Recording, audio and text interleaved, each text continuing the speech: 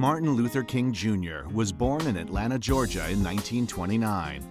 Faith was always an important part of daily life, as both his father and grandfather were Baptist ministers. He thrived at a segregated high school, graduating at 15, before heading off to Morehouse College. He then dedicated 3 years to theological study at Crozier Seminary in Pennsylvania. While earning his graduate degree at Boston University, he met Coretta Scott, who he would marry and have 4 children with. King and his family settled in Montgomery, Alabama, when he became the 20th pastor of the Dexter Avenue Baptist Church.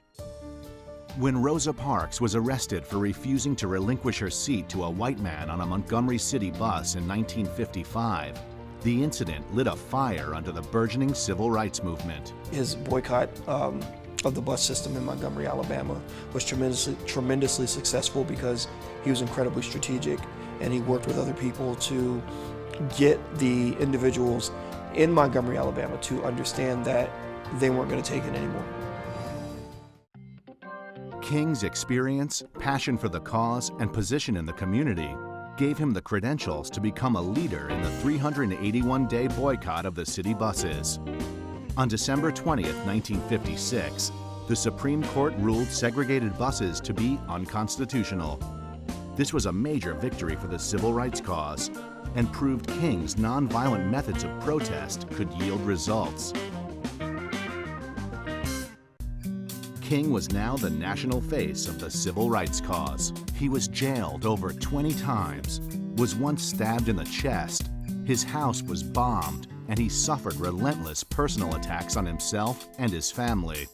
For a man of peaceful intentions, he unfortunately spent much of his life the target of violent intent, yet the threats never stopped him. Dr. King inspired thousands of people through his eloquence and through his fearlessness, especially after his home was firebombed with his wife and his children. They showed through their courage that they were prepared to give their lives to the cause of freedom. King worked tirelessly to promote the cause he so strongly believed in. And from 1957 through 1968, he traveled over 6 million miles, delivered 2,500 speeches, wrote 5 books, and dozens of articles. His hard work and ability to communicate earned him such respect that he earned the ear of President John F. Kennedy, who personally met with King. Of all the speeches King delivered, none has stood the test of time like his famous "I Have a Dream" speech.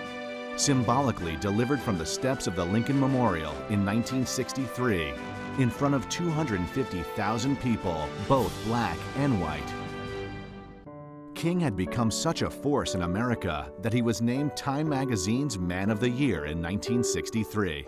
A nice achievement indeed, but it paled in comparison when in 1964 he became the youngest man ever to win the Nobel Peace Prize. Martin Luther King Jr. was an American. He was deeply American.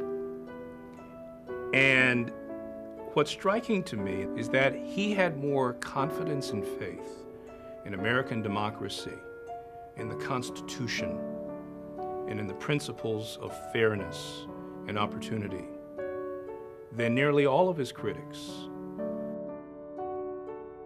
While in Memphis to lead a protest march defending the rights of striking garbage workers in April of 1968, King delivered a rousing speech titled, "I've Been to the Mountaintop." It would be his last. Standing on the balcony of his second-floor room at the Lorraine Motel in Memphis, King was shot and killed. In 1983, Ronald Reagan signed a proclamation declaring the third Monday of every January Martin Luther King Jr. Day, a public holiday to celebrate the man and what he stood for.